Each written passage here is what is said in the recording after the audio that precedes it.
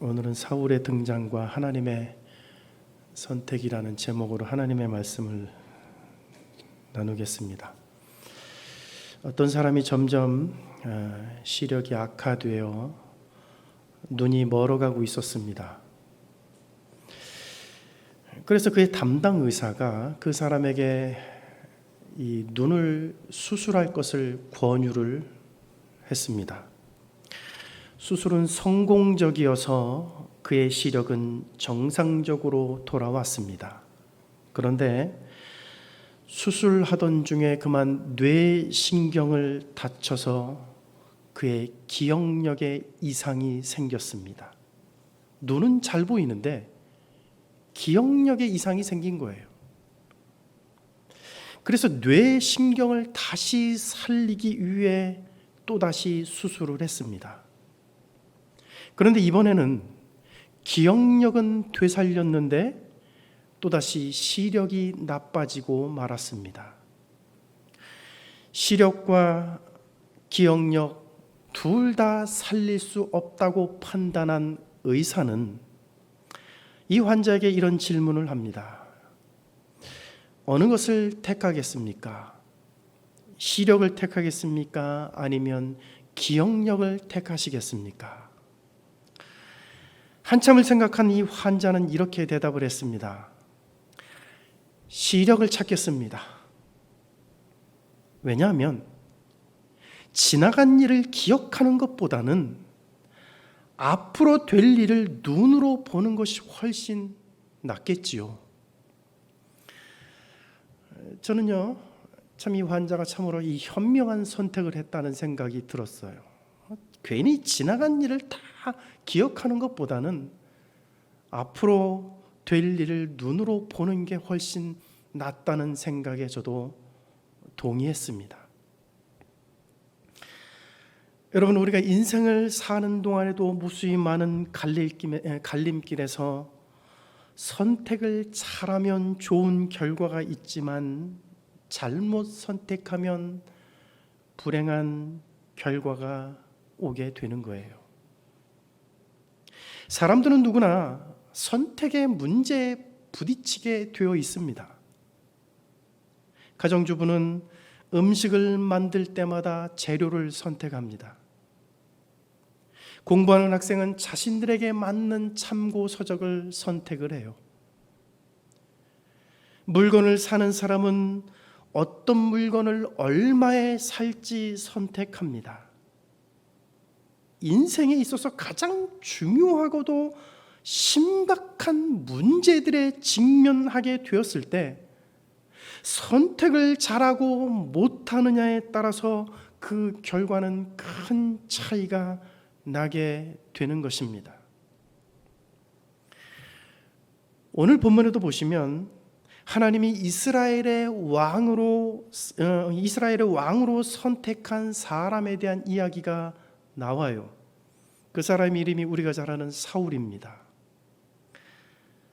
오늘 본문은 사울의 출신과 그의 배경, 그리고 그에 관한 에피소드 하나를 우리에게 소개하고 있습니다. 자, 그렇다면 여러분, 하나님이 이스라엘의 초대 왕으로 사울을 선택한 이유는 무엇일까요?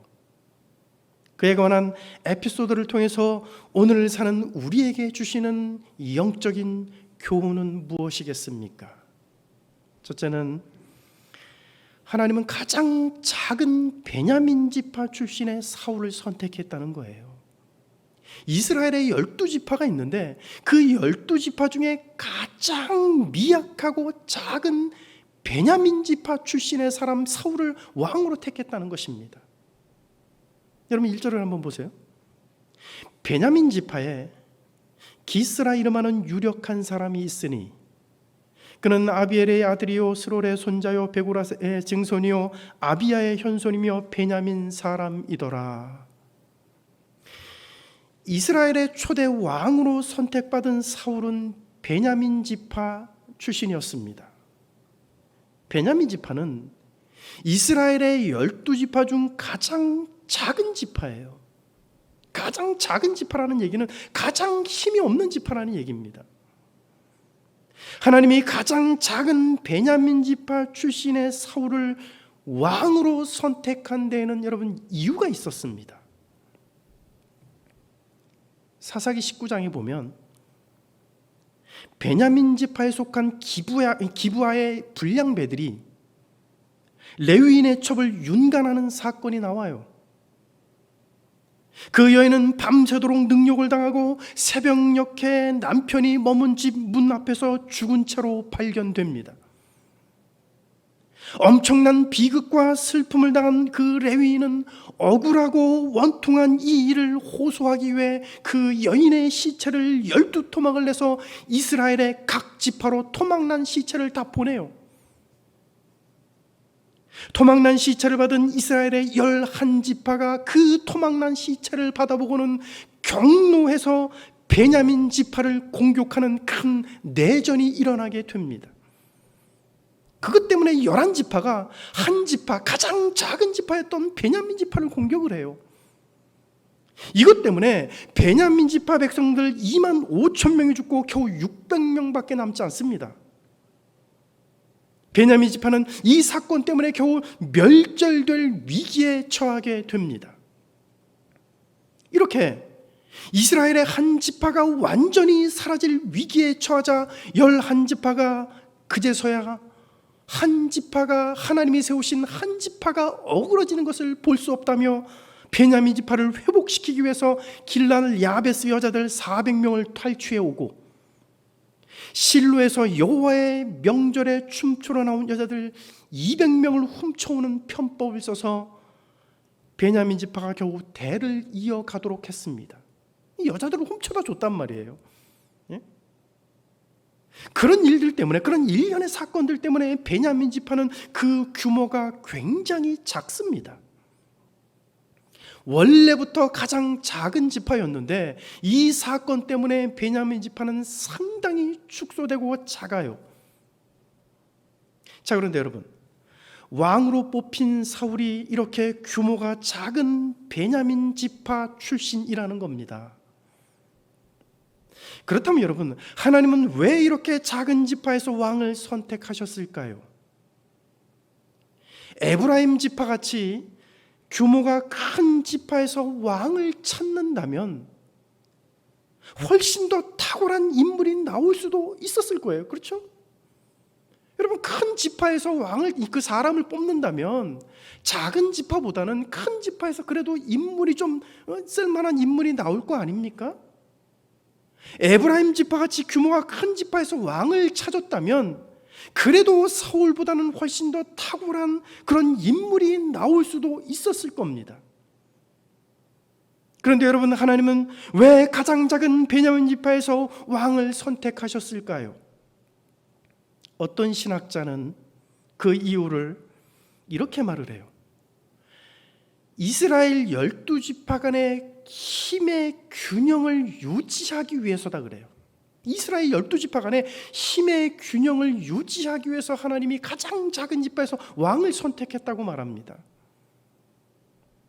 하나님이 만약 에브라임같이 큰 지파에서 왕을 선택하셨다면 각 지파 간의 정치적인 힘의 균형이 무너지게 된다는 것입니다. 본래 큰 지파였던 에브라임은 더 큰 힘을 가지게 될 거예요. 큰 지파였기 때문에 본래 힘을 가지고 있었는데 여기서 왕까지 세워지게 된다면 에브라임은 더 큰 힘을 가질 것이고 그 힘과 권력이 비대하게 커지기 때문에 나중에는 왕은 그 권력을 남용하게 될 것이고 결국은 부패하게 될 거라는 얘기예요. 그래서 이스라엘의 각 지파 간의 힘의 균형을 맞추기 위해서 하나님은 가장 작고 힘없는 베냐민 지파를 선택하셨다는 것입니다. 그런데요, 저는 이 이유 말고 한 가지 더 있다고 생각이 돼요. 그런 신학자의 어떤 주장 말고 이런 이유 말고 또 한 가지 이유가 있다고 저는 그런 생각이 들었습니다.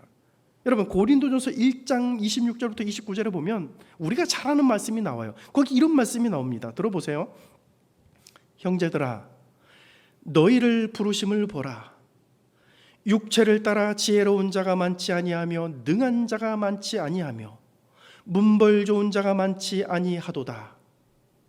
그러나 하나님께서 세상에 미련한 것들을 택하사 지혜 있는 자들을 부끄럽게 하시고 세상에 약한 것들을 택하사 강한 것들을 부끄럽게 하려 하시며 하나님께서 세상에 천한 것들과 멸시받는 것들과 없는 것들을 택하사 있는 것들을 폐하려 하시나니 이는 아무 육체도 하나님 앞에서 자랑하지 못하게 하려 하심이라.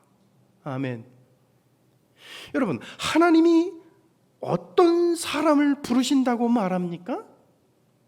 세상의 미련한 자들과 세상의 약한 것들과 세상의 천한 것들과 멸시받는 것들입니다. 여러분, 세상에서는 사람을 채용하고 직원들을 뽑을 때 미련한 사람들을 뽑지 않습니다. 세상에서는 약한 사람이나 천박하고 무식한 사람을 직원으로 채용하지 않아요. 그러니까 맨날 이력서 집어넣으면 이력서에 있는 그 스펙 보는 거 아닙니까? 어느 대학 출신이냐, 맨날 이런 거 보잖아요. 여러분, 세상에서는 무식한 사람, 미련한 사람, 학벌이 좀 떨어지는 사람, 그런 사람 안 뽑으려고 그래요. 뽑지도 않아요. 그러나 여러분, 하나님은 그런 사람들을 부른다는 겁니다. 이것이 하나님의 일하시는 방식이에요. 여러분, 이런 사상은 사무엘상 2장에도 나옵니다. 그 한나의 노래에도 나와요. 한나는 이렇게 노래합니다. 풍족하던 자들은 양식을 위하여 품을 팔고 줄이던 자들은 다시 줄이지 아니하도다. 전에 임신하지 못하던 자는 7을 낳았고 많은 자녀를 둔 자는 쇠약하도다. 여호와는 죽이기도 하시고 살리기도 하시며 수월에 내리기도 하시고 거기에서 올리기도 하시는도다. 가난한 자를 진토에서 일으키시며 빈궁한 자를 거름더미에서 올리사 귀족들과 함께 앉게 하시며 영광의 자리를 차지하게 하시는도다. 여러분, 하나님은 어떤 분이라고 말합니까? 가난한 자를 진토에서 일으키시는 분이에요. 빈궁한 자를 거름더미에서 올리사 귀족들과 함께 앉게 하시는 분이시며 영광의 자리를 차지하게 하시는 분이 하나님이십니다. 멸절 위기의 베냐민 지파에서 이스라엘의 왕이 나오게 하시는 분이 하나님이에요. 여러분, 이것이 하나님이 일하시는 방식입니다. 여러분, 여기에 우리의 소망이 있어요. 그래서 우리가 소망이 있는 겁니다. 가난한 자는 항상 가난하지 않습니다. 부자는 영원히 부자가 아니에요. 힘겹게 빈궁한 삶을 살아도 하나님이 우리를 진토에서 일으키신다면 귀족들과 어깨를 나란히 할 수 있으며 하나님이 우리를 축복하신다면 영광스러운 자리에 앉을 수도 있습니다. 그러므로 지금 내 삶이 가난하다고, 사는 게 빈궁하다고 해서 여러분 절대로 낙심하거나 의기소침하지 마시기 바랍니다. 지금 내 직장과 일터에서 내 처지가 어렵고 때로는 이 밑바닥에 처해 있을지라도 여러분 절대로 기죽지 마세요. 하나님은 가난하고 빈궁한 자를 진토에서 일으키시고 영광의 자리에 앉게 하시는 분이십니다. 믿으시기를 주의 이름으로 축원합니다. 두 번째로, 하나님은 이스라엘의 요구대로 잘생기고 키가 큰 사울을 선택하셨습니다. 이스라엘의 요구대로 선택하셨어요. 여러분 2절을 보세요. 기스에게 아들이 있으니 그의 이름은 사울이요 준수한 소년이라. 이스라엘 자손 중에 그보다 더 준수한 자가 없고 키는 모든 백성보다 어깨 위만큼 더 컸더라. 아멘. 여러분, 성경 기자가 사울에 대하여 어떻게 소개하고 있습니까? 이렇게 말을 해요.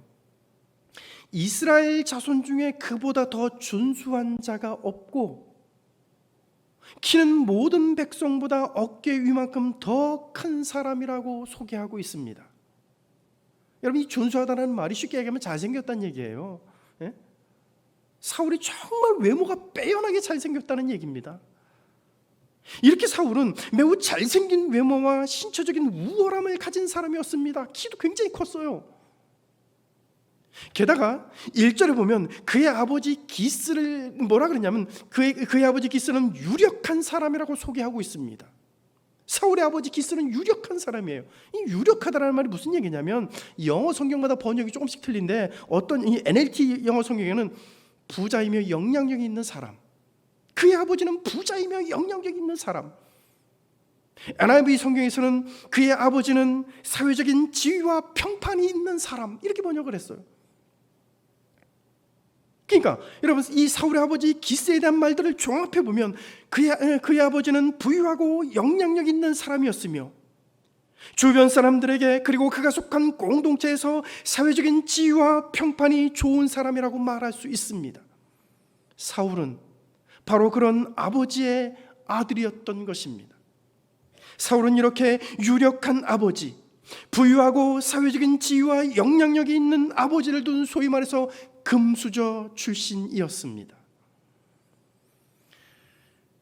여러분, 요즘에 제가 재미있게 본 TV 다시 보기를 통해서 재미있게 본 그 드라마가 하나 있어요. 미스터 기간제라고 하는 드라마예요. 이게 최근에 한 이건 아닌 것 같고 보니까 작년 재작년에 했던 것 같은데 TV 다시 보기를 보니까 보이더라고요. 그게 청소년들과 관련된 드라마예요. 그래서 제가 봤거든요. 학교에서 일어나는 일들을 이제 만든 드라마인데, 여러분 그 드라마에 보면 그 미스터 기간제라고 하는 그 드라마에 보면 어떤 학생의 아버지는 로펌 대표, 어떤 학생의 아버지는 유력한 대통령에 출마할 국회의원, 그리고 어떤 학생의 엄마는 엄청나게 많은 돈을 벌고 있는 아주 유명한 학원의 학원장, 이런 사람들입니다. 그런 부모를 둔 자식들이 학교에서 왕처럼 군림을 해요. 자기 부모들이 국회의원이고 로펌 대표고 돈을 엄청나게 많이 버는 그런 사람이니까 그런 학생들이 학교에서 왕처럼 군림을 하더라고요. 성적을 조작하고, 그러니까 선생님들까지 다 매수돼 가지고 성적을 조작하고, 심지어는 자신들의 불법과 비리를 감추기 위해서 살인까지 저지르는 그런 엄청난 일들이 일어납니다. 그리고 그런 학교에서 교사는 학생들에게 꼼짝도 하지 못하는, 학생 말에 선생님이 벌벌 떨고 교직을 잃을까 봐 불안해하는 그런 엄청난 비리들이 일어나고 있어요.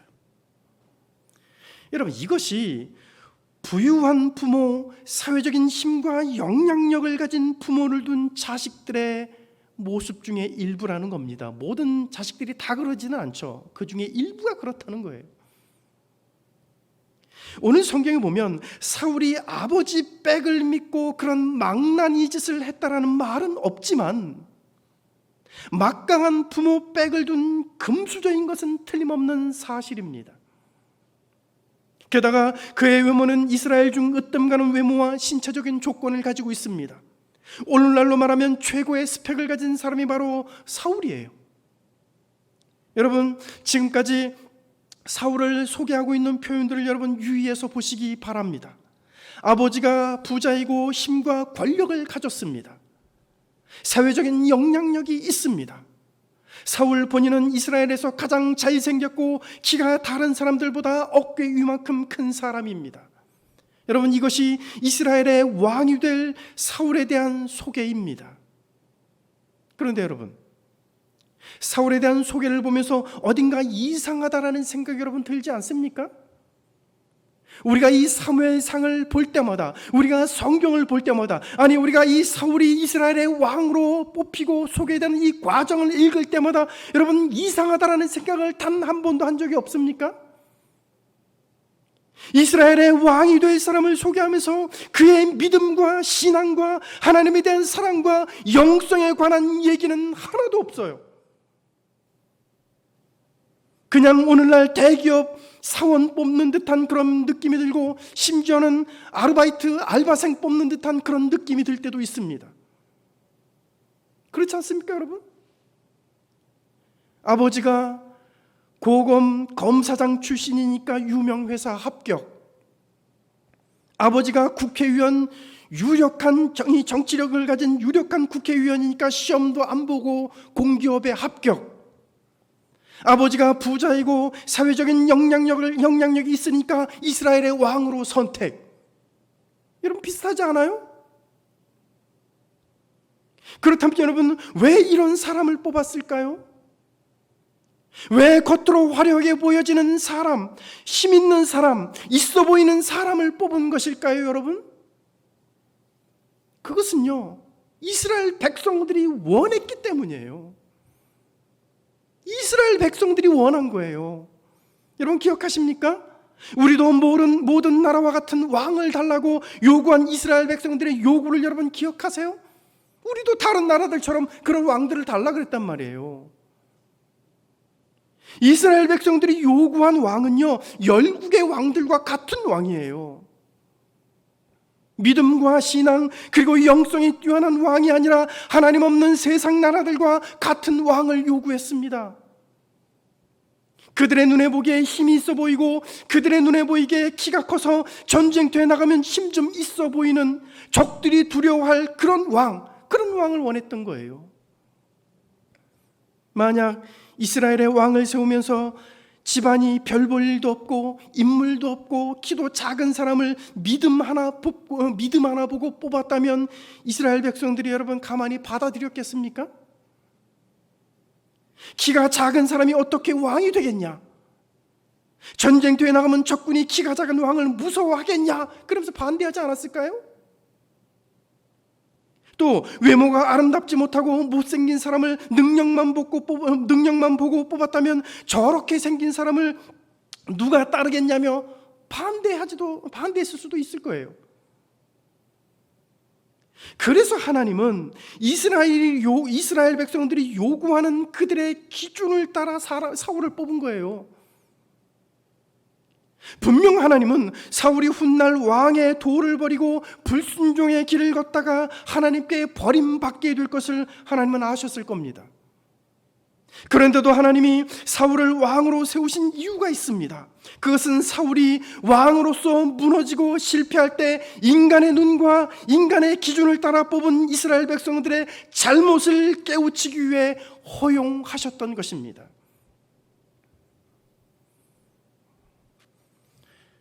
사랑하신 여러분, 오늘 우리는 사람을 외모로 보고 판단하지 말아야 됩니다. 피부색이 다르다고, 외모가 아름답지 못하다고, 키가 작고 장애인이라고, 말주변이 없고 집안이 가난하다고 그런 이유로 사람을 차별해서는 안 되는 것입니다. 부모가 힘 있는 유력한 집안이라고 해서 그런 사람에게만 특혜를 주어서도 안 되는 것입니다. 신약 성경에 보면 예수님은 모든 사람을 똑같은 사랑과 긍휼의 마음으로 대해 주셨습니다. 소경에게도 나병 환자에게도 차별 없이 다가가셨고, 당시 유대 사회에서 죄인이라고 낙인이 찍혔던 세리와 사마리아 여인에게도 스스럼 없이 다가가셨습니다. 오늘 우리도 사람을 대할 때 겉모습을 보고 판단해서는 안 될 것입니다. 우리는 내면의 아름다움을 볼 수 있어야 합니다. 하나님을 향한 믿음과 사랑과 영성을 볼 수 있는 영적인 안목이 있기를 주의 이름으로 축원합니다. 마지막 세 번째, 끝까지 포기하지 않고 가는 길 그 끝에 축복이 기다리고 있습니다. 어느 날 사울의 아버지 기스가 암나귀들을 잃어버려요. 고대 세계에서 이 암나귀들은 큰 재산이었단 말이에요. 근데 암나귀들을 잃어버립니다. 그래서 그의 아들 사울에게 사환 하나를 데리고 가서 암나귀들을 찾아오라고 심부름을 시켜요. 그래서 이 사울은 암나귀들을 찾기 위해 아버지의 심부름을 떠납니다.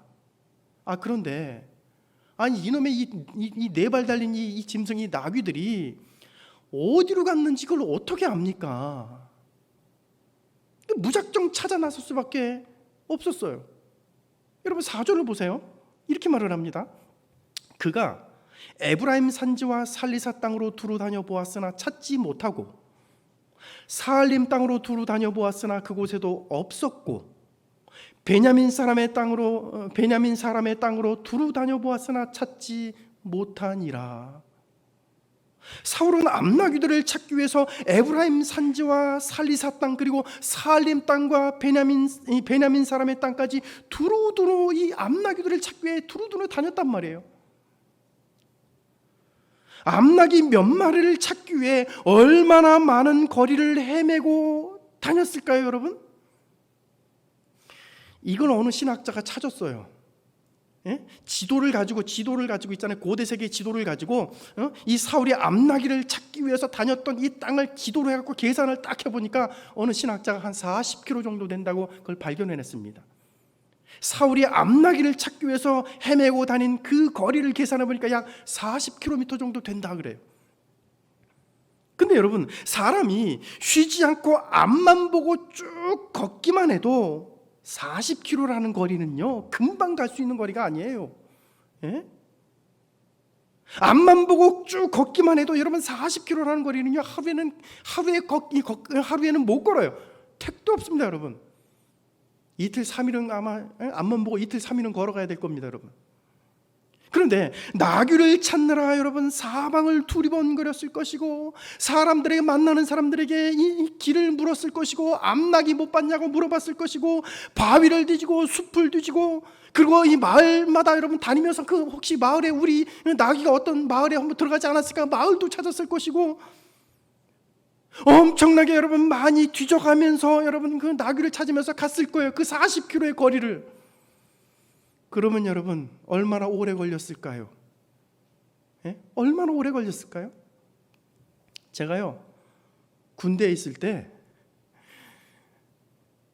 제가 어디에 있었냐면 강원도 철원 제 2땅굴이 있는데 저기 비무장지대에서 근무했거든요. 하루는 부대장이 비무장지대 안에 있는 그 갈대숲을 제거하라고 명령을 내렸습니다.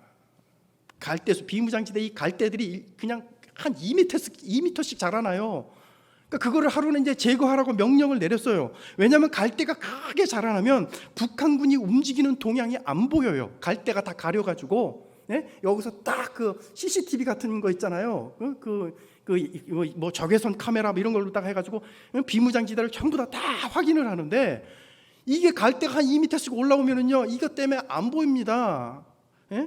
그래서 북한군이 몰래 이 갈대 숲으로 숨어 내려오면 큰일이니까 그거 다 가을에 이렇게 2m씩 자란 거를요, 그걸 다 제거하라고 부대장이 이제 명령을 내렸단 말이에요. 그런데 그 갈대 숲에는 엄청나게 많은 지뢰들이 매설되어 있습니다. 여러분 6.25 전쟁 난 이후에 한 70년 됐죠? 예?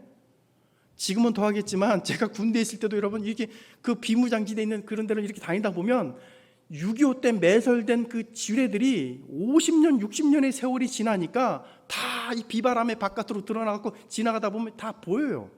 예? 대전차 지뢰 같은 큰 지뢰들 이렇게 눈에 다 바깥으로 나온 것들이 다 보입니다. 발목 지뢰들도 다 보여요. 예? 그런 데로 들어가면 안 되잖아요. 그런데 이 갈대숲에는 엄청나게 많은 지뢰들이 매설되어 있었기 때문에 조금만 잘못해도 지뢰를 밟을 수 있는 매우 위험한 지역입니다. 그러니까 부대장이 명령을 내렸으니까 갈대를 제거해야 되잖아요.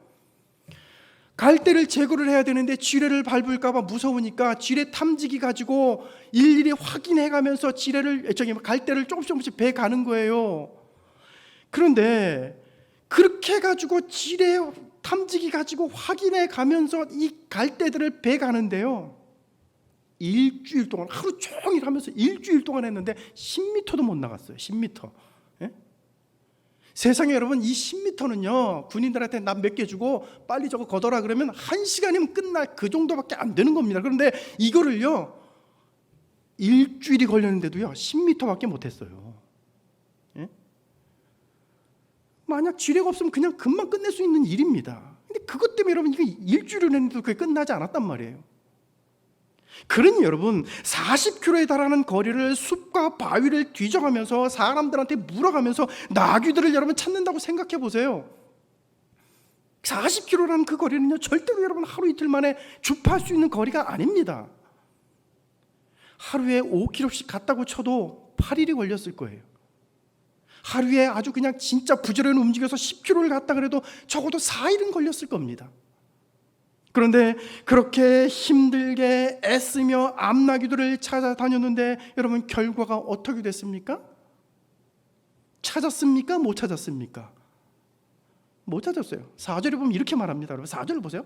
4절에 보면 3번이나 반복해서 강조하고 있는 단어가 있어요. 4절에 이런 말이 나와요. 찾지 못했고, 보이십니까? 찾지 못했고, 그 다음에 중간쯤에 그곳에 없었고, 끝에 찾지 못하니라. 찾지 못했고 그곳에 없었고 찾지 못하니라. 여러분 이 단어들이 보여주는 것이 뭡니까? 사울이 암나귀들을 찾으려고 무지하게 헤매고 돌아다녔다는 얘기예요. 그런데도 못 찾았다는 얘기입니다. 며칠을 찾아 헤매고 다녔는데도 암나귀들은 보이지 않으니 여러분 얼마나 피곤하고 힘들었겠습니까? 많이 지쳤을 겁니다. 더 이상 찾고 싶지 않고 그만하고 싶었을 것입니다. 그래서 사울이 사울한테 하는 얘기가 이 암나귀들은 고사하고 우리 아버지가 우리 때문에 걱정할까 그것이 더 염려가 된다. 그만하자 그래요. 그런데 여러분 이 길 끝에서 이 암나귀들을 찾으러 온 이 길 끝에서 여러분 어떤 일이 벌어집니까? 그 길 끝에서 하나님의 사람 사무엘을 만나요. 여러분 이게 중요해요. 그 길 끝에서 하나님의 사람 사무엘을 만납니다. 그리고 사울은 이스라엘의 초대 왕으로 기름 부음을 받는 놀라운 반전이 벌어져요. 그 누구도 경험할 수 없는 인생 최대의 반전이 이 길 끝에서 벌어집니다. 사울이 암나귀들을 찾아 헤매고 다닐 때 여러분 이렇게 될 줄 알았을까요? 그의 사원은 이런 결말이 올 줄 알았겠습니까? 어떤 유명한 설교자는 이런 말을 했습니다. 하나님은 우리의 일상의 사소한 에피소드 속에 그분의 오묘한 경륜을 감춰 놓으실 때가 많다. 따라서 이걸 할까 말까 고민이 될 때는 그냥 하고, 갈까 말까 하고 고민이 될 때는 그냥 가라. 어떤 유명한 설교자가 한 말이에요. 하나님은 우리의 일상의 에피소드 속에서 오묘한 경륜을 감춰놨기 때문에 이걸 할까 말까 고민이 될 때는 하고, 이 길을 가야 될까 말까 할 때 고민이 될 때는 그냥 가라. 그런 말을 했어요. 여러분 무슨 말인지 아십니까 여러분? 이걸 해야 하나 말아야 하나, 너무 힘들고 더 이상 버티기가 힘들어서 계속해야 하나 말아야 하나 하고 마음속에 갈등이 생길 때 포기하지 말고 그냥 하라는 거예요. 도전해보라는 것입니다. 그러면 그 길 끝에 하나님의 섭리와 축복을 만나게 될 거라는 얘기예요. 사랑하신 여러분, 오늘 우리는 인생을 살면서 아무리 찾아도 찾지 못하고 아무리 찾아도 그곳에 없는 허탈한 경험을 할 때가 얼마나 많습니까? 그럴 때마다 이걸 계속해야 하나 말아야 하나, 마음속에서 일어나는 숱한 고민과 갈등을 경험했을 것입니다. 계속해서 반복되는 고통과 아무리 애를 써도 달라지지 않는 환경 때문에 여기서 멈추고 싶은 생각이 들었을 것이고, 더 이상 하고 싶지 않고 모든 것을 여기서 끝내고 싶은 생각이 들었을 때도 있었을 것입니다. 그러나 여러분, 절대로 포기하지 않고 나에게 주어진 이 길의 끝을 향해 나아가시기 바랍니다. 이 길 끝에 하나님의 은혜와 축복이 기다리고 있을 것입니다. 이 길 끝에 내 인생을 찬란하게 빛내줄 최대의 반전이 기다리고 있을 것입니다. 사울이 헤매고 방황하던 그 길 끝에서 이스라엘의 왕이 되는 축복을 받았던 것처럼 힘들고 어려워도 묵묵히 달려가는 이 길 끝에 우리를 위해 예비하신 하나님의 은혜와 축복이 있을 것입니다. 믿으시길 주의 이름으로 축원합니다. 기도하겠습니다.